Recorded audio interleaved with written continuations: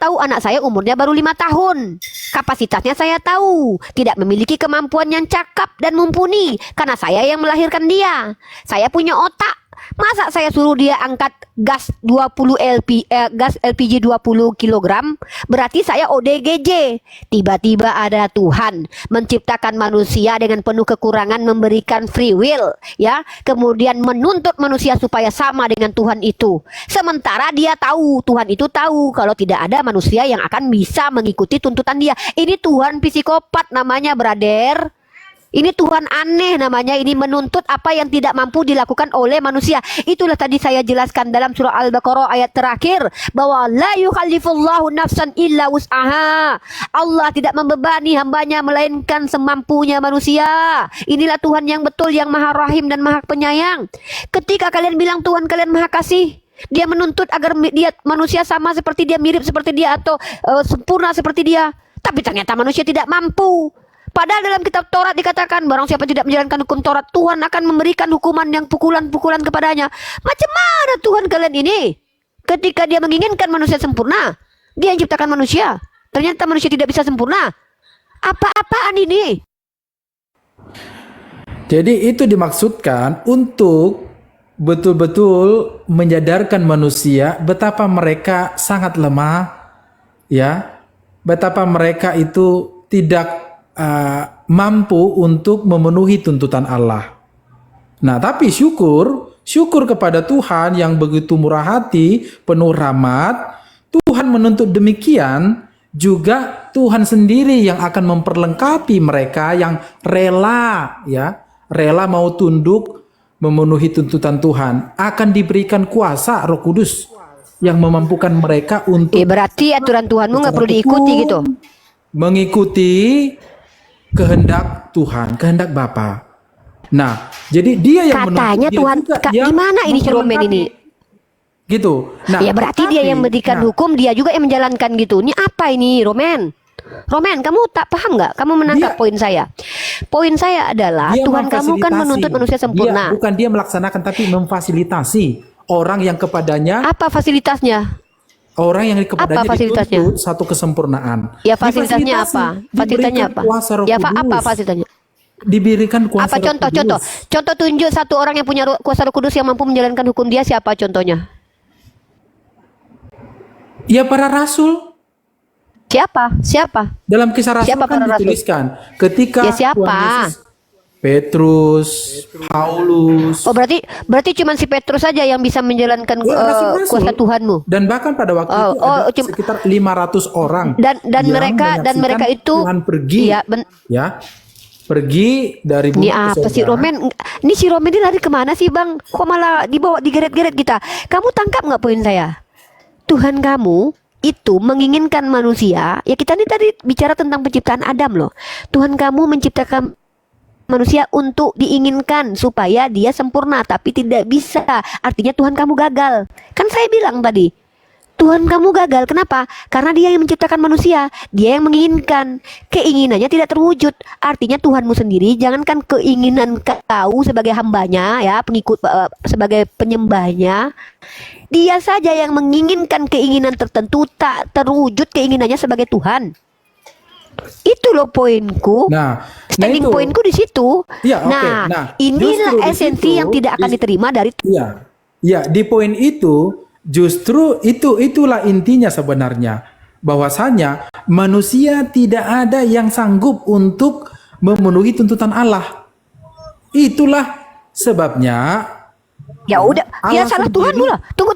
Gak tahu aku kemana lari diskusi ini. Ribut yang salah bukan manusia, yang salah Tuhanmu. Kau ngapain kau naik kalau nggak ada isinya menurut kau? Pindahlah kau ke kamar gue sana. Nah, gini Roman, pertanyaan yang ingin kutanyakan sama kau Roman, ya. Kau menerima Tuhan yang seperti ini? Tuhan yang bahkan keinginannya sendiri tak mampu dia wujudkan. Ini menurut kau masih layak dikatakan Tuhan?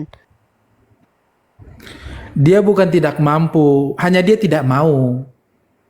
Ya, Tidak mau. Berarti dia nggak mau Tapi- manusia selamat berarti. Tunggu tuh. Bukan Menuntut dalam manusia artian, untuk sempurna, tapi dia nggak mau sebenarnya membuat manusia gampang sempurna. saja Apa bagi ini? Allah yang Maha Kuasa. Apa-apaan ini, Roman? Bagi Tuhan yang Maha Kuasa untuk memberikan kuasa kepada manusia menjadi sempurna. Gampang saja bagi dia sebenarnya. Tapi dia nggak mau menempuh jalan Nah, itu dia. Nggak mau Berarti menempuh dia jalan nggak itu. pengasih. Dia Berarti dia betul-betul memang pengen menjebak secara- manusia. Berarti Iya, memang secara Tuhanmu. merendahkan Berarti diri, Tuhanmu yang jahat memang. secara Berarti kalau natural. manusia. Tunggu, Ya, secara blunder ini. alamiah. Bentar. Setara dengan Jawabanmu kita bedah alamiahnya dulu. dia datang Bentar dulu, menghampiri jawabanmu kita bedah. Menuntut sesuatu. Bentar dulu, argumen. Iya, aku tangkap lah. Berarti menurut si Roman, teman-teman, Tuhannya emang nggak mau manusia itu sempurna. Padahal dia tuntut manusia supaya sempurna, tapi Tuhannya nggak mau bantuin manusia sempurna. Akhirnya apa? Matilah manusia dimakan cacing. Berarti yang salah bukan manusianya, tapi Tuhan kau. Dialah dia yang ciptakan fasilitasi tadi dengan manusia. kuasa Dia Roh yang memberikan Kudus. parameter supaya sempurna seperti dia. Dia Ya fasilitasi. kan cuma beberapa orang aja, itu pun dalam kisah para rasul. Ya kan Dia cuma beberapa orang aja, fasilitasi, berarti ya. Tuhanmu pelit, hanya menyelamatkan cuma beberapa orang aja. Dia tidak mau Iya, kan membuat itu manusia ketika di zaman sempurna, pertama. Tapi di tengah tuntutannya dia sendiri juga yang memfasilitasi manusia yang yang lemah ini supaya mereka itu bisa sempurna.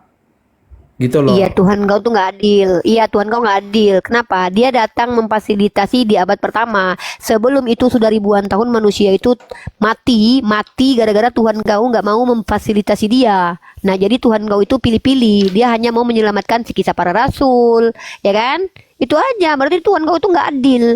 Ini nggak bisa dikatakan Tuhan ini suka-suka bapak moyangnya aja. Datang dia di abad pertama, dia yang tuntut manusia supaya sempurna seperti dia. Dia yang buat manusia tidak mungkin sama seperti dia. Tiba-tiba karena dia tahu manusia nggak mungkin seperti dia karena dia ciptakan, dia datang untuk memfasilitasi dengan menjadi manusia. Kemudian dia berikanlah Roh Kudus. Yang selamat cuma beberapa biji aja. Berarti Tuhan kau lah yang nggak adil ini. Nah, ini nggak layak dikatakan sebagai Tuhan ini. Ya, kau Tuhankan aja Tuhan yang seperti ini. Aku lebih baik bertuhan kepada botol kecap ya, mending masih bisa dimakan, masih bisa manis membuat nasiku manis daripada punya Tuhan begini nggak berguna.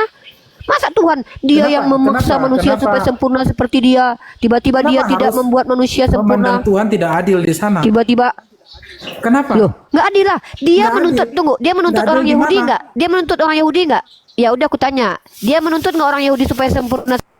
Ya, jadi sekarang begini, kalau kita Orang Yahudi mampu nggak seperti dia? Kalau kita Sekarang aku kembali tanya ke dulu, dasar. bentar dulu. Orang Yahudi mampu nggak menjadi seperti dia? Katanya mau pembuktian, kenapa aku bilang dia nggak adil? Orang Yahudi bisa nggak sempurna seperti dia? orang Yahudi yang mana nih? Bisa.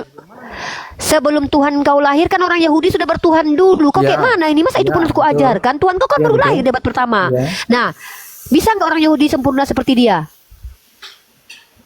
Ya bisa. Ada nggak orang Yahudi yang mampu? Siapa yang sempurna seperti dia? Yang sempurna ya kalau dia bisa melakukan sepenuhnya hukum Taurat. Ya yang siapa? dituliskan Ini Musa. gimana sih?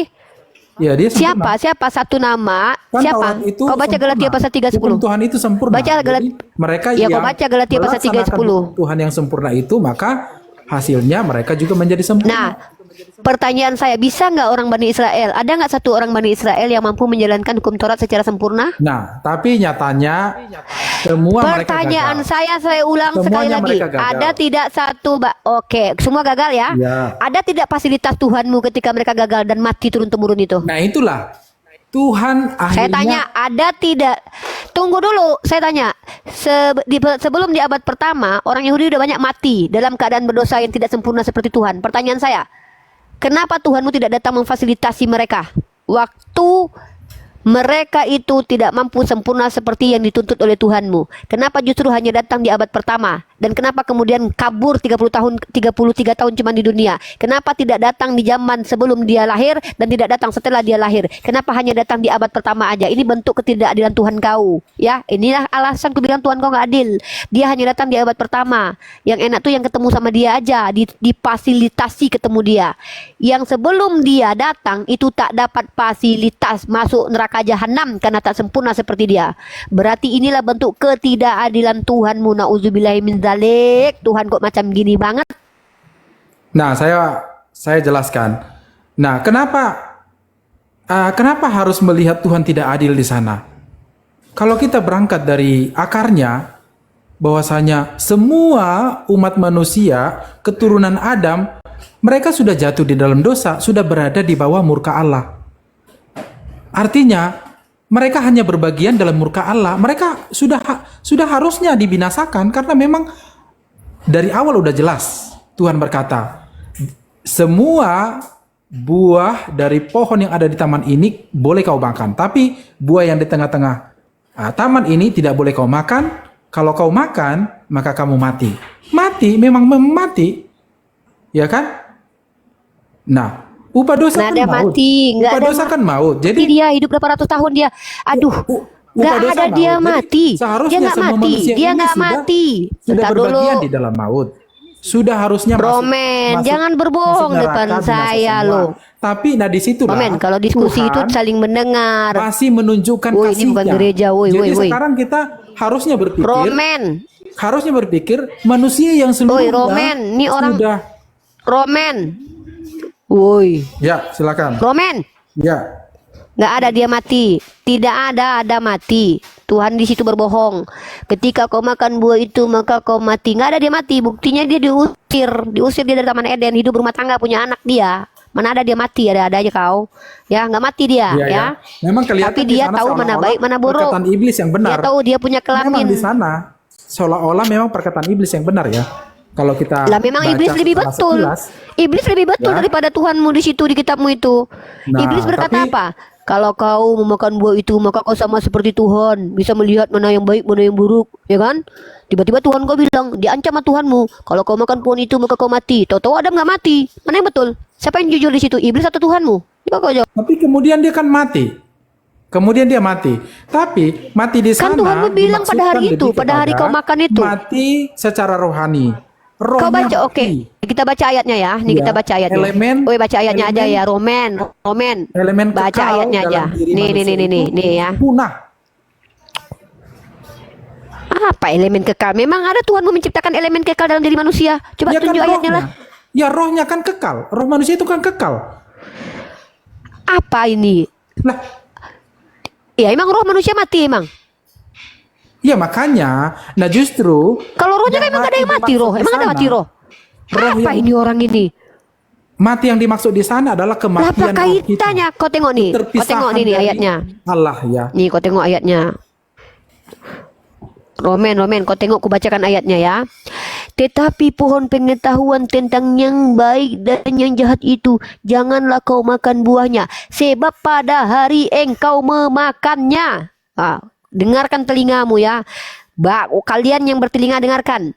Tetapi sebab pada hari engkau memakannya. Sekali lagi ku dengarkan kalian, telinga kalian. Nggak sumbing kan telinga kalian kan? Kalian yang bilang aku menghujat, dengarkan telinga kalian. Kecuali telinga kalian sumbing ya.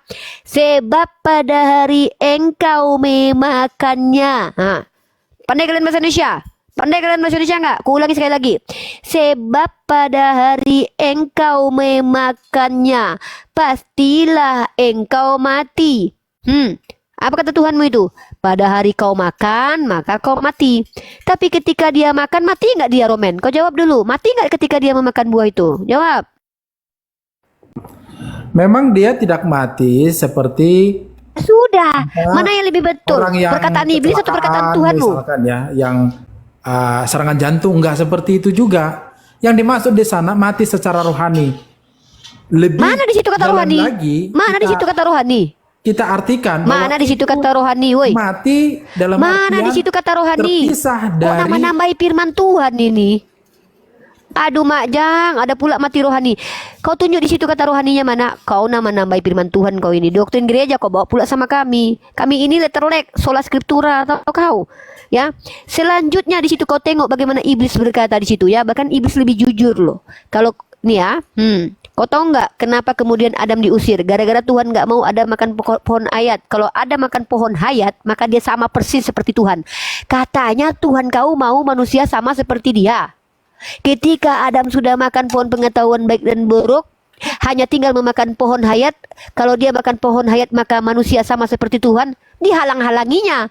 Ini apa ini mau Tuhanmu? Kan sudah dikata, kau baca baik-baik ya. Nih, kau baca, ku ajarkan kau membaca kitabmu. Dengar ya. Kok kayak gini kali lah kalian nih. Berfirmanlah Allah, lihatlah aku memberikan kepadamu segala tumbuh-tumbuhan yang berbiji dan seluruh bumi dan segala pohon-pohon yang buahnya berbiji, itulah akan jadi makananmu. Nah, bukan ini nih. Ya, ini nih ayat kedua nih. Nah, mana ini ya? Selanjutnya Tuhan Allah membuat Taman Eden di sebelah timur. Disitulah tempatnya manusia yang dibentuknya itu. Lalu Tuhan Allah menemukan berbagai pohon dari bumi dan menarik yang baik untuk dimakan buahnya, dan pohon kehidupan di tengah-tengah taman itu, serta pohon pengetahuan tentang yang baik dan yang jahat. Ya, ada dua pohon nih, ya, pohon kehidupan sama pohon pengetahuan baik dan jahat. Katanya Tuhan kau mau manusia sama sempurna seperti dia kan? Bisa manusia sempurna seperti dia asal makan kedua pohon ini. Tahu kau, dia yang bilang ada suatu sungai mengalir dari Eden untuk membasahi taman itu, dan dari situ sungai itu terbagi menjadi 4 cabang. Nah, lanjut bawah. Tuhan Allah mengambil manusia itu dan menempatkannya dalam Taman Eden dan mengusahakan dan memelihara taman itu. Lalu Tuhan Allah memberi perintah ini kepada manusia, semua pohon dalam taman ini boleh kau makan buahnya dengan bebas. Kau dengarkan ini baik-baik. Tetapi pohon pengetahuan tentang yang baik dan yang jahat itu janganlah kau makan buahnya. Sebab pada hari engkau memakannya pastilah engkau mati. Di sini Tuhanmu bilang pada hari kau memakannya kau mati. Tuhan Allah berfirman, tidak baik kalau manusia itu seorang diri saja. Aku menjadikan penolong baginya yang sepadan dengan dia. Lalu Tuhan Allah membentuk dari tanah segala binatang hutan dan segala burung di udara. Dibawanya semuanya kepada manusia itu dan melihatnya bagaimana ia menamainya. Dan seperti nama yang diberikan manusia itu kepada tiap-tiap makhluk yang hidup, demikianlah nanti nama makhluk itu. Manusia itu memberi nama kepada segala ternak. Lanjut di bawah. Diam. Mana di sini iblis berkata, nih, justru iblis lebih jujur daripada Tuhan kalian loh. Tuhan kalian di sini malah nggak betul, ya. Adapun ular itu ialah yang paling cerdik dan segala binatang di darat yang dijadikan oleh Tuhan Allah. Ular itu berkata, nggak tahu pula ada ular jadi binatang ternak, ya. Aku baru tahu loh kalau ular ini binatang ternak. Tentulah Allah berfirman, semua pohon dalam taman ini jangan kamu makan buahnya, bukan? Lalu saut perempuan itu kepada ular, pohon-pohon dalam taman ini boleh kami makan, tapi tentang pohon yang ada di tengah-tengah taman, Allah berfirman, jangan kamu makan ataupun raba buah itu, nanti kamu mati. Lalu ular berkata pada perempuan itu, sekali-kali kamu tidak akan mati. Tetapi Allah mengetahui bahwa pada waktu kamu memakannya, matamu akan terbuka dan kamu akan menjadi seperti Allah, tahu tentang yang baik dan yang jahat. Ternyata betul. Tapi karena Tuhanmu nggak mau manusia sama seperti dia, supaya tidak memakan buah pengetahuan kehidupan kekal. Itulah kau bilang tadi manusia punya elemen kekal. Bohong kau. Justru manusia itu bisa kekal kalau makan buah kehidupan. Tapi Tuhanmu nggak mau manusia kekal sama seperti dia. Maka diusirlah Adam. Dikasihlah apa itu namanya tuh, penjagaan di pohon pohon kehidupan itu. Aneh ini. Doktrin kalian ini aneh. Tuhan menginginkan manusia supaya sama seperti Tuhan. Tapi ketika ada makan buah pengetahuan, tinggal makan buah kehidupan, dihalang-halangi Tuhan. Ketika Tuhan menginginkan manusia sama seperti Tuhan, ternyata tidak ada yang mampu. Tiba-tiba di abad pertama dia hadir, memberi fasilitas kepada orang-orang di zaman Romawi Yunani kuno. Iya, Romawi itu, Yunani itu. Entah orang mana-mana itu. Kau bilang pula Tuhanmu adil. Coba kau tanggapi ini dulu. Ya. Katanya akan mati ketika memakan itu. Mana mati rohaninya? Ya. Mana dalilnya? Ya memang yang secara sekilas itu seolah-olah memang perkataan iblis yang benar. Dan seolah-olah juga Tuhan di sana memonopoli tentang kekekalan hidup manusia, kesempurnaan manusia gitu ya kan, sampai dia larang-larang. Ya apa maksudnya? Nah, mungkin kita juga bisa bertanya ya, apa maksudnya kenapa dilarang-larang? Kita mungkin curiga, tetapi kita percaya bahwa Tuhan itu Allah yang sangat baik. Baik kepada semua makhluk. Ya, apalagi kepada manusia. Jadi sebenarnya di sana tidak ada Tuhan memonopoli, tidak ada Tuhan tidak adil di sana menuntut sesuatu atau menyembunyikan sesuatu obat mujarab buah kuldi itu supaya ada ini tuh ada. Kau baca Kejadian 3 nomor 22, ada Tuhanmu menyembunyikan nih. Kau dengar ya. Tadi kau yang bilang Tuhanmu menginginkan manusia sama seperti dia, betul kan? Nah, kau baca nih. Ketika manusia itu sudah tahu mana baik yang mana jahat. Kejadian pasal 3 nomor 22. Berfirmanlah Tuhan Allah, sesungguhnya manusia itu telah menjadi seperti salah satu dari kita. Padahal dia yang menginginkan manusia sempurna seperti dia. Nah, ketika manusia malah menjadi salah satu di antara dia dan tahu tentang yang baik dan yang jahat, maka sekarang jangan sampai ia mengulurkan tangannya dan mengambil pula dari buah pohon kehidupan itu dan memakannya sehingga ia hidup untuk selama-lamanya. Ada orang Kristen yang mengatakan manusia diciptakan untuk hidup selama-lamanya. Ada orang Kristen yang bilang bahwa manusia diciptakan untuk sama seperti Tuhan, supaya sempurna seperti Tuhan. Padahal ketika manusia sudah memakan pohon pengetahuan baik dan buruk, manusia sudah sama seperti salah satu di antara Tuhan kalian. Bahkan Tuhan kalian yang bilang, Kejadian pasal 3 nomor 22. Bahkan hanya tinggal memakan buah kehidupan, manusia kekal selama-lamanya, dihalangi sama Tuhan kalian. Lalu Tuhan Allah mengusir dia dari Taman Eden, supaya ia mengusahakan tanah dari mana ia diambil. Ia menghalau manusia itu dan di sebelah timur. Malah Tuhan kalian ketakutan manusia supaya memakan buah kehidupan agar nggak kekal. Mana yang betul ini? Nah, Mana yang betul ini? Mana ini cara memikirkannya kesamaan ini? di sana, ya, frasa yang mengatakan sudah sama salah satu dari antara kita. Nah, jangan langsung dianggap bahwa sudah serupa dalam segala bentuknya Allah. Enggak seperti itu juga. Banyak aspek yang mungkin ada banyak aspek yang dalam diri Tuhan yang manusia bisa hampir sama, misalkan ya. Ada keserupaannya. Tetapi itu hanya satu bagian saja. Masih banyak bagian. Pak, contohnya apa? Bagian apa yang sama? Ya, setelah makan buah pengetahuan baik dan buruk, apanya yang sama? Dari segi pengetahuan. Berarti pengetahuan manusia dengan Tuhan udah sama waktu itu. Dari segi kemahakuasaan. Berarti sejak bentar dulu, satu-satu, jangan lari-lari dulu. Berarti menurutmu setelah makan buah pengetahuan baik dan buruk, pengetahuan manusia sama Tuhan udah sama gitu? Berarti apa, pengetahuan kita ini sama Tuhan berarti? Memang ini satu bagian. Kalinya. Ini satu bagian yang saya sendiri masih agak sulit memahami ya. Dan memang saya sulit, aku bilang ya, sulit, brother. Ya. Bagaimana nggak sulit? Nah, tetapi di sini aku mau menanggapi yang tadi. Kenapa dia memfasilitasi baru di abad pertama? Bagaimana dengan manusia di era sebelumnya? Nah, kita mempercayai bahwa kedatangan Kristus di abad pertama itu memang dia datang untuk menyelamatkan manusia dari dosa, ya kan? Karena memang manusia sudah berada di bawah murka Allah. Dia datang menyelamatkan manusia. Dia datang. Bentar. Membawa misi keselamatan ya dengan cara mengorbankan dirinya di kayu salib. Nah, sekarang coba kita perhatikan ya. Bentar, jangan kemana-mana, jangan perhatikan kemana-mana dulu, jangan lari-lari dulu. Fokus di statementmu barusan. Jadi semua manusia itu sudah tidak ada yang selamat gitu maksudnya? Iya, tidak ada satupun manusia yang selamat sebelum dia datang berarti? Benar. Terus bagaimana dengan Henok dan Elia? Kenapa bisa naik ke surga? Nah, kalau misalkan Bu Rifa bisa melihat dari Kejadian 3 ayat 15, di sana Tuhan sudah pernah menubuatkan ya, kelak akan ada saya coba bacakan ya. Bukan itu pertanyaannya, kan kamu bilang semua manusia itu tidak ada lagi yang mendapatkan kemuliaan Allah dan bla bla bla segala macam. Lah Henok dan Elia ke surga tanpa Yesus loh. Henok Elia ke surga loh coy, terbang ke langit pakai kereta kencana ya. Ada yang pakai kereta kencana, ada yang diangkat sama Tuhan. Jadi macam mana ini argumen kalian ini kok blunder? Dengar dulu aja dengan kitab kalian. Katanya semua manusia sudah. Dengar dulu yang ayat yang saya bacakan. Itu? Gimana? Ya. Kejadian pasal 3 ayat 15 di sana dikatakan agak dengeran. Biar aku bantu baca, bantai pula. Aku bantu baca di sini, Roman. Antara engkau dan perempuan ini ya. Pergi. Gak denger. Nah, terus antara keturunanmu dan keturunannya. Jangan ini, biar aku yang bacakan. Iya, siap. Biar aku yang bacakan. Teman-teman bantu follow. Teman-teman bantu follow akun ini biar bisa buka cam, guys. Tolong teman-teman biar dibantu follow ya, biar bisa buka cam.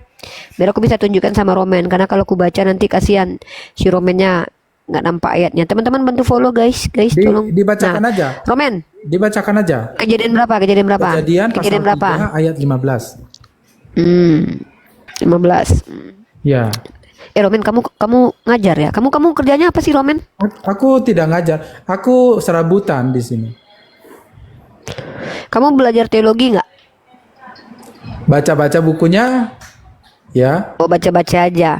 Berarti yang kamu sampaikan tadi itu nggak ada literaturnya ya? Cuman asumsi pribadi gitu ya? Ada. Cuman kamu pemahamannya aja. Literatur pertama tentang ayat itu kan ditulis oleh Irenaeus. Enggak, Irenaeus. yang kamu ajarkan ke saya itu barusan yang kamu sampaikan di publik ini, di Komal ini, itu yang ngajarin kamu tuh siapa gitu? Kamu belajar, kamu sendiri yang memahaminya atau dapat dari pendeta gitu? Kamu Aku sendiri yang baca-baca buku, mentafsir. Oh, buku-buku kamu teologi, sendiri. Udah. Lanjut, lanjut, buku-buku lanjut. rohani Kejadian Kristen. 3:15 kita baca ya. Tapi kamu belum jawab ya. Katanya semua manusia itu sudah tidak ada lagi yang mendapatkan kemuliaan Allah. Tapi Henok Iya. sama Elia ke surga ya, brother. Berarti gagal itu. Nah, Argumennya gagal maka, itu, maka perlu hancur. kita baca dulu nih ayat ini nih. Yaudah, aku baca. Aku akan mengadakan permusuhan antara engkau dan perempuan ini, antara keturunanmu dan keturunannya. Keturunannya akan meremukkan kepalamu, dan engkau akan meremukkan tumitnya. Apa maksudnya ini, brother? Nah, inilah merupakan proto evangelium kalau dalam teologi Kristen, ya, proto Apa artinya itu proto-evangelon itu? Ya, Apa? jadi Injil apa namanya itu? Prototipe ya, kayak macam apa ya? Semacam percontohan dari Injil gitu. Pertama kali gambaran tentang Injil. Ya, gambaran tentang Jadi ini Injil. Iya, Gambaran tentang Injil tuh maksudnya Iya. gimana? Coba pakai bahasa yang mudah dimengerti lah. Aku nggak Ya. ngerti maksudnya prototype proto lah. evangelium. Jadi kayak ibarat prototipe ya. Kalau misalkan seorang misalkan fakultas Prototype teknik, itu kan fakultas ini. teknik misalkan Prototype mereka, itu kan contoh pertama kan? Iya, contoh pertama. Nah, maksudnya benar. apa? Contoh pertama Injil. Berarti di kitab kejadian ini Injil. Iya. Berarti kitab kejadian Ah, ini Injil. Ini berita Injil pertama. Ini berita Injil pertama dalam Oh, kitab berarti suci. Injil itu sudah ada di. Oh, berarti Injil ini bukan diberitakan kepada murid-murid Yesus saja, tapi sudah diberitakan kepada Musa gitu.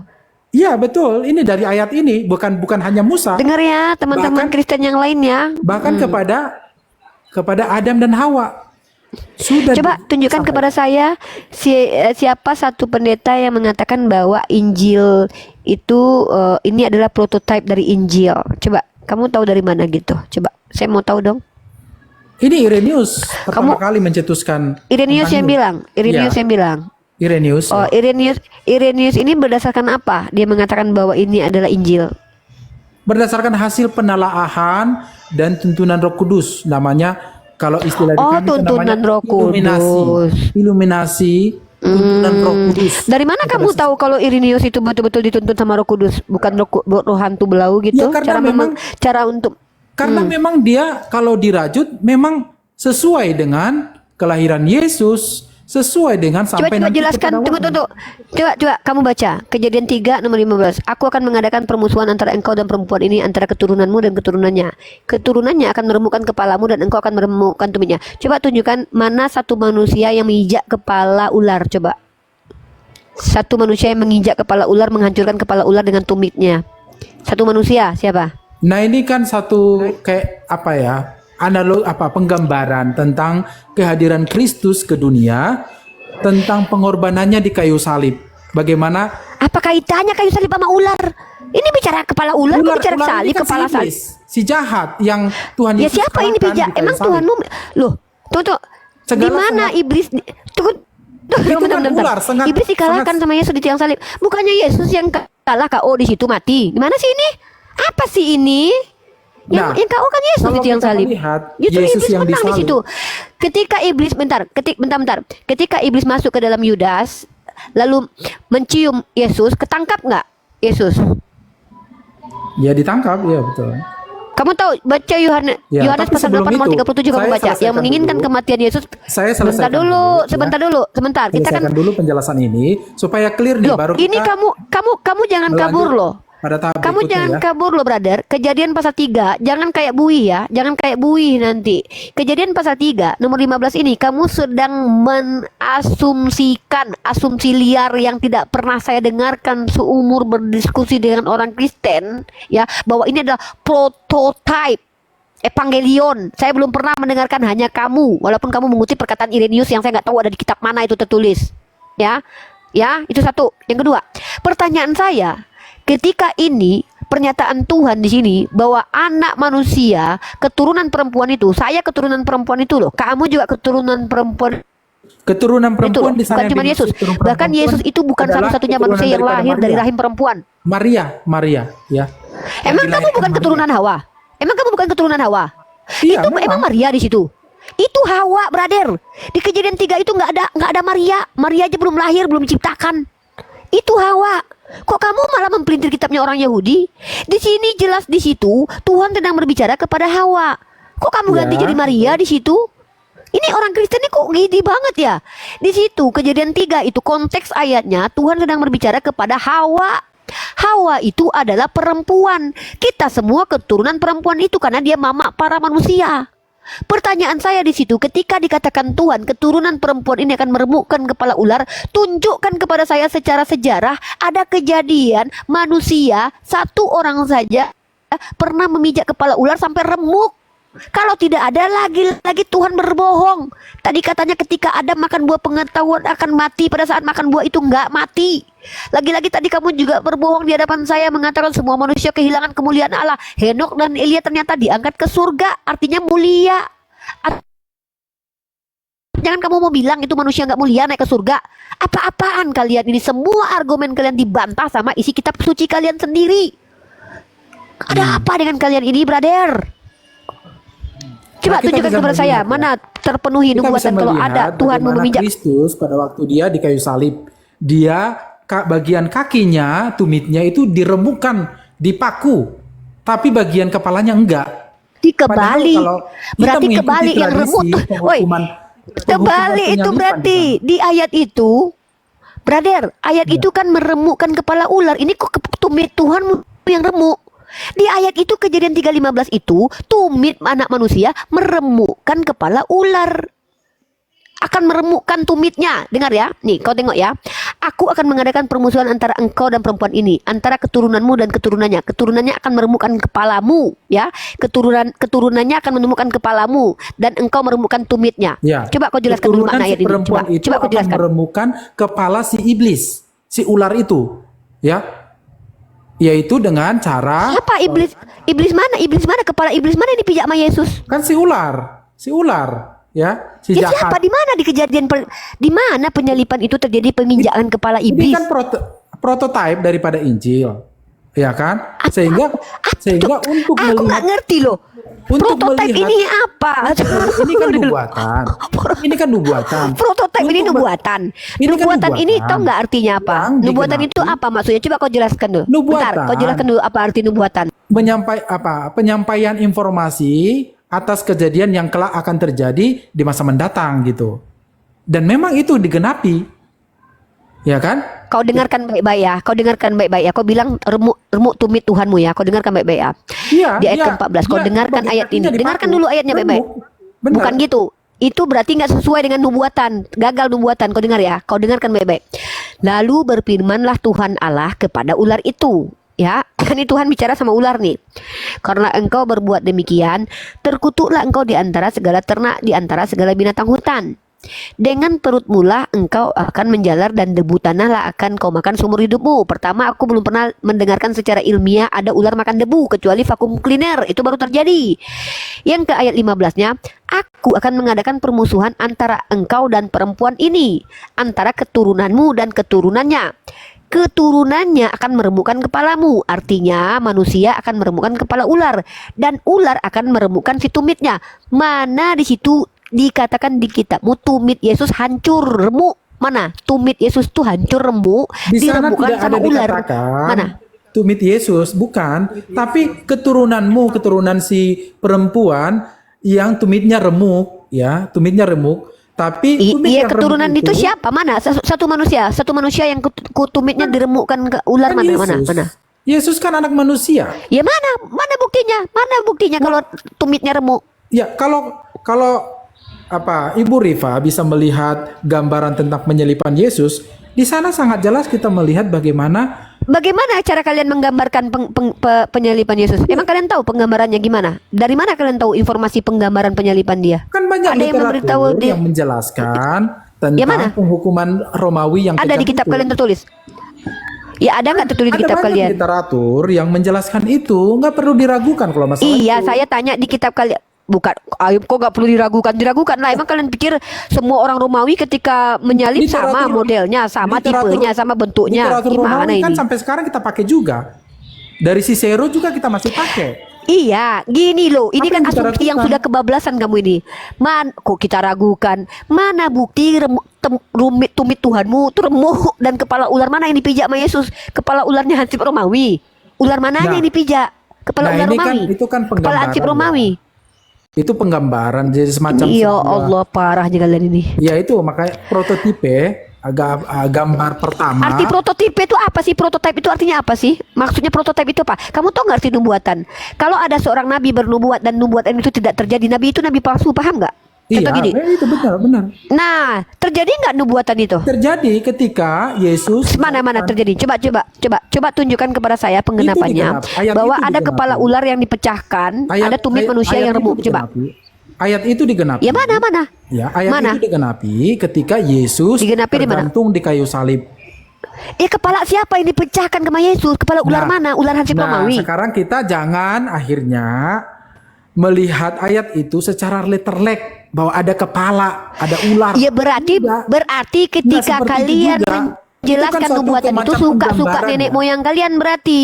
Ya, penggambaran itu Coba penggambaran. tunjukkan kepada saya, Penggenapannya penggambaran bagaimana ini Yesus pemahamannya. Tunggu yang dulu. disalibkan itu. Sebentar. Anda kan asumsi ini. Tunjuk kepada saya satu orang Yahudi yang memaknai seperti yang kalian imani. Kalau enggak berarti kalian mau nipu kami pakai doktrin gereja kalian. Suka-suka nenek moyang kalian aja berarti ini. Ya memang. Ada aja kalian ngarang kok. Agama Ngarang kalian kok Yudais. kebablasan sih. Agama Yudaisme tidak dengar. menerima seperti Mengerikan ini. loh. Karangan Tidak menerima kalian itu pemahaman seperti mengerikan ini. loh. Bentar. Tidak. Betapa mengerikan. Hanya mereka-mereka Iya, yang karena ini mendapat menyesatkan. penerangan cahaya Menurutmu Injil. itu Ya. harapanmu. Cahaya menerima. apa? Cahaya apa yang meyakini kaki Tuhan remuk? Ada aja kalian. Dengan teman-teman perhatikan ya. Bentar nih. Dengar ya, Kejadian pasal ketiga ini teman-teman, Islam tahu betul. Kalau ini adalah Tuhan sedang menceritakan kepada ular dan Hawa konsekuensi. Paham kan konsekuensi? Akibat dari melakukan apa yang dilarang Tuhan. Ya. Apa diksinya di situ? Kau dengarkan baik-baik. Kemudian berfirman Tuhan Allah kepada perempuan itu, apakah yang telah kau perbuat ini? Jawab perempuan itu, ular ini yang memperdaya aku, maka ku makan. Ya, itu adalah perbuatan Hawa. Maka Tuhan berfirman, karena engkau berbuat demikian, terkutuklah engkau di antara segala ternak. Artinya Tuhannya orang Yahudi betul-betul sedang berbicara kepada makhluk yang disebut dengan ular. Tahu kau? Karena ular itu jalan dengan perut. Kau pikir iblis jalan dengan perut? Artinya ini bukan sebuah alegori atau perumpamaan, tapi ini letterlek. Kenapa? Karena memang yang menjadikan Hawa itu sesat adalah ular. Karena ular itu adalah hewan ternak, bukan iblis. Kenapa kalian menipunya besar banget? Kenapa kalian penipuan yang kalian lakukan ini terlalu besar loh brother, menyesatkan kalian ini? Jelas di ayat ini, kuulangi sekali lagi. Kau tahu tentang ular? Ular itu bukan alegori tentang iblis. Paham kalian? Ular itu termasuk dalam hewan ternak. Dari mana aku tahu? Nih, ku bacakan ayatnya. Adapun ular, ayat pertama jadi 1. Adapun ular ialah yang paling cerdik dari segala binatang. Artinya ini bicara harfiah. Makna sebenarnya bahwa betul ada makhluk yang bernama ular di situ. Tadinya ular ini jalan pakai kaki. Gara-gara menyesatkan dia dikutuk Tuhan jalan pakai perut. Tahu kau? Lalu berfirmanlah Tuhan Allah kepada ular itu, karena engkau berbuat demikian, terkutuklah engkau di antara segala ternak. Bahkan Tuhanmu mengatakan ular itu tadinya adalah hewan ternak di antara segala binatang hutan. Dengan perutmu lah engkau akan menjalar. Ini bicara tentang ular dalam makna sebenarnya, bukan bicara tentang iblis. Iblis jalan pakai perut emang. Bahkan iblismu mampu membawa Yesus ke dalam bumbung atap. Nah, di sini bicara tentang ular betulan. Di mana di sini ular berjalan dengan perut dan akan menjalar dan debu akan menjadi makanannya seumur hidup. Dan aku belum pernah dengarkan jurnal ilmiah ular makan debu kecuali vakum kuliner. Itu baru terpenuhi nubuatan. Akan antara engkau dan perempuan ini. Artinya keturunan siapa? Keturunan ular. Waktu Yesus disalib, di mana ada ular? Ada gak ular waktu Yesus disalib? Ada-adanya kau ini. Tumitnya pula kau bilang hancur. Kepala ular mana? Kepala ular hancur Romawi. Maksudnya kalau dipijak Yesus mungkin hancur, iya. Tapi sebutkan dulu siapa yang udah impoten orang Hansip Romawi yang kepala ularnya dipijak sama Yesus. Ada-ada aja kalian ini loh. Lalu kalian makna itu sesuai dengan doktrin agama kalian. Sementara di situ secara konteksnya Tuhan ada makhluk yang disebut hewan ternak, bukan iblis. Apa kalian mau bilang Hansip Romawi itu adalah jelmaan ular? Kecuali kalian akui, iya Ripa, ularnya Hansip Romawi yang dipijak Yesus sehingga hancur. Retak langsung ularnya. Ular mana itu? Ular abangnya. Karena ular dadanya kalian ini loh. Melanjutkan lagi. Jadi yang kami pahami memang demikian, bahwa itu merupakan nubuat penggambaran tentang pengorbanan Kristus di kayu salib. Bagaimana kita bisa melihat dia menderita di sana dengan paku ditancapkan ke bagian kaki ketumitnya, ya. Itu merupakan penggenapan daripada ayat itu. Dan kepala Kenapa kalian tidak menuhankan Panji aja, Panji manusia ular? Kita bisa maknai Romen, bahwa itu jangan merupakan Tuhan itu si itu loh. Ya. Romen, kau tuhankan si Panji, dia bisa menguasai ular loh. Dia aja itu, jangan-jangan dia loh keturunan Adam Hawa yang bisa menguasai ular itu loh. Ular ini gambaran daripada si iblis yang telah menyeret Gak suka mamak moyangnya ngomong.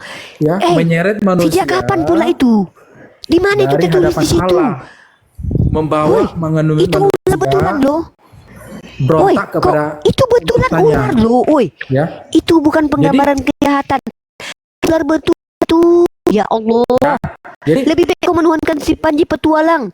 Jangan-jangan si Panji pernah mijak kepala ular loh, karena kawannya ular. Apa sih? Di bawah udah mulai minta turun. Enggak bagus dunia. Ada tak apa tadi. Sembarangan ngomong. Itu ular betulan, bukan ular-ularan. Kecuali kalian akui ularnya Hansip Romawi dipijak Yesus, pecah palanya. Ular mana woi yang pecah? Pala ular siapa pecah woi? Apa ini woi? Bicara nubuatan kok malah tidak tergenapi? Astagfirullahaladzim. Ya parahnya kalian ini, pantas kalian masuk neraka jahanam loh. Suka-suka bapak moyang kalian mengajarkan ajaran kalian di sini. Di mana itu tertulis begitu pengajaran itu? Ular siapa itu? Hah? Ular Bang Iyong mungkin yang perlu dipijak sama Yesus. Ya. Ya, Uni izin bertanya Uni. Iya. Monitor ya. Uji ini izin bertanya Uni mau bertanya nih. Ada statement komentar di bawah yang mengatakan, katanya ini Uni, sampai kapan katanya perpecahan dan permusuhan ini berakhir? Maksudnya ini Islam dan Kristen. Ya, saya jawab. Sebenarnya perpecahan itu Tuhan kalian yang di asbab. Kenapa dia lahir nggak ngaku-ngaku jadi Tuhan? Coba kalau dia lahir datang ngaku Tuhan, kita nggak perlu berdebat kok. Kenapa kalau Bang Datuk nanya sama kalian orang Kristen, mana dalilnya Yesus mengaku Tuhan? Ada. Ini ada dalilnya. Ngapain kita berdebat? Kan gara-gara Tuhan kalian nggak mengaku Tuhan tapi dia dituhankan, makanya kita berdebat. Ini salahkanlah Tuhan kalian. Karena kami nggak mau kalian merusak peradaban. Masa ada orang nggak pernah ngaku Tuhan tiba-tiba kalian Tuhan kan terus kalian bilang dia di sini Tuhan. Kami sebagai rakyat Indonesia yang menjalankan Undang-Undang Dasar 1945 untuk mencerdaskan anak bangsa kan tidak mengizinkan kalian menyesatkan, kan? Menyesatkan itu artinya apa? Membawa paham yang tidak pernah diajarkan, yang tidak mengikuti standar akademik, yang sangat-sangat tidak berdasar dan juga menyimpang dari pemikiran logika manusia. Itu namanya penyesatan yang tidak pernah diajarkan seumur hidup oleh para nabi Israel contohnya. Nah tiba-tiba kalian bilang Yesus adalah Tuhan. Lah, kalau seandainya Yesus terang-terangan mengaku bahwa dia adalah Tuhan dan gak malu-malu mengakui bahwa dia Tuhan waktu itu, ngapain kita berantem? Kan gampang kalian menjawab, mana dalil bahwa Yesus mengaku Tuhan? Ada tuh dalilnya, ini dia. Ribet kali kita. Mana Yesus mengaku teos? Ada ini dalilnya? Oh ya udah, berarti ada perintah kalian menteoskan dia. Gak perlu kita berantem kali ini. Gara-gara dia lahir ke dunia 33 tahun menjadi sebab perpecahan. Siapa yang bilang? Dia juga. Jangan katakan aku datang membawa damai, aku datang membawa pedang. Kan gitu. Kan dia yang mengatakan begitu. Artinya kalau kita bertengkar ya gara-gara dia lah. Tidak mungkin gelap bersatu dengan terang.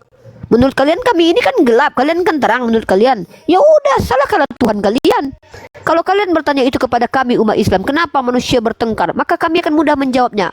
Kata Allah, sesungguhnya mudah saja bagi Allah ingin menjadikan kami satu kaum saja, kita satu kaum saja. Tapi Allah ingin menguji kita satu sama lain. Cara apa menguji? Allah ingin menguji kami umat Islam. Apakah ketika iman Islam yang kami mampu buktikan kebenaran ini, kami berbagi dengan kalian atau tidak? Ketika sudah belajar, kami bagi atau tidak? Atau kami nikmati sendiri? Tidak. Tapi kalau di kitab kalian, kalian yang menginginkan. Dan katakan aku datang membawa damai, aku datang membawa pedang. Barang siapa tidak membenci bapaknya, ibunya, saudaranya, laki-laki tidak bisa menjadi pengikutku. Nanti kalau kalian bertengkar dengan keluarga kalian bertengkar dengan kami, itu adalah Tuhan kalian. Nah, salah Tuhan kalian, jangan kami, jangan salahkan. Kan begitu. Silakan Bang Wele. Iya, itu yang komen di bawah sudah naik itu kayaknya. Bang Rizky ya. Silakan. Ya, Rizky, silakan Rizky. Bawa kata Allah ya. Silakan. Rizky, silakan. Memangnya kalau kalian pikir kalau Kristen kalian hina Tuhannya, dia mau masuk Islam, yang ada dia malah tambah benci tahu Islam. Enggak ada bang, yang banyak masuk bang. Besok malam atau nanti malam atau besok malam atau nanti malam ada yang mau mualaf bang. Kabur kan? Ada urusan dengan orang yang curhat. Ya, saya ada urusan dengan orang yang mau bertarung secara argumentasi di hadapan saya. Tapi bawa data jangan ngaco. Entah apa-apalah nenek moyangnya yang dia ular manusia, keturunan manusia akan memijak kepala ular. Mana itu? Itu waktu disalib ular siapa yang memijak? Nggak tahu, cuman type prototipe